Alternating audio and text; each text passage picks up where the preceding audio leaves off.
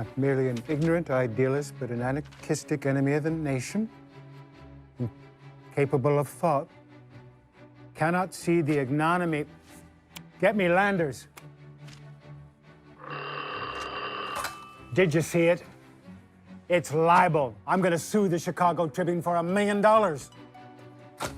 On this day in 1919, the whole world was watching to see if Henry Ford could prove that his success was not by chance. The only question was, would he succeed? Mr. Ford, is today the day? How does it feel to be the voice of the common man? Mr. Ford, what do you think, Mr. Ford? Your Honor, since the case for libel rests on the determination as to whether what the Chicago Tribune printed was true or not, defense would like to call Henry Ford to the stand for a demonstration as to whether or not he is an ignorant man. Very well, Mr. Ford, you will take the stand.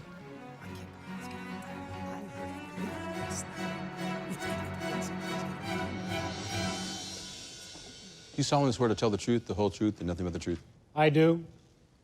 Mr. Ford, I'm going to ask you a few simple questions to determine whether or not you're an ignorant man. How much schooling do you have? I went to grammar school to the age of 16 when I quit to become a mechanic in a machine shop. That turned out to be a considerably more useful education for the work I would become famous for. Can you tell me how many soldiers the British sent to America to put down the rebellion of 1776? Well, I don't know the exact amount, but I heard it was considerably larger than ever went back.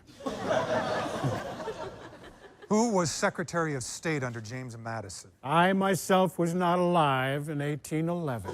And even if I was, I don't see how that particular tidbit would help me run my business. How many people in this courtroom know the answer Your Honor, to that I question? object. The witness is not permitted to question the public. Nobody?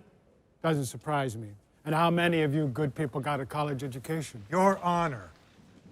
I suggest you try to get your money back on that, since the Chicago Tribune could write that you're ignorant on the front page of their newspaper and try to get away with proving it. Mr. Ford, would you please confine yourself to answering the question? Well, can you repeat the question? Who was Secretary of State under James Madison? Well, I can answer that at once. The answer is, I do not know. Off the record, Judge, you know the answer to that one. Off the record, no. And you got at least 2 college degrees. I have 3 university degrees. Well, it seems like a pretty silly way to measure intelligence. I can maybe save us all a little time here, gentlemen. As you know, I am one of the most successful manufacturers in this country. Folks drive my cars in every city in America, and they outnumber all the other types of cars by a big margin. I raised the wages of my workers to $5 per day. Ever heard of anybody else doing that? If I don't choose to clutter up my brain with general facts and tidbits of historical knowledge, well, I don't have to. As I have a row of electric buttons on my desk, I can push any one and have at my elbow an expert in every branch of knowledge who are on my payroll. Does that sound ignorant to you? The witness is trying to take over this trial again, Your Honor. I move that he be found in contempt of this court. Motion denied, Mr. Jensen. I think we're about finished here. I am almost finished here, Judge. I want to ask one last question. Do you think an ignorant hick tripped in a junkyard and accidentally invented the internal combustion engine-powered automobile? If you think that, I suggest you try making one at home from scratch. Then we'll compare it to my creation and see whose looks like it was made by an ignorant man incapable of thought.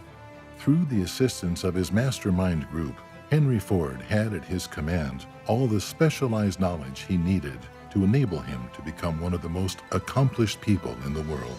The court finds in favor of the plaintiff, the Honorable Henry Ford.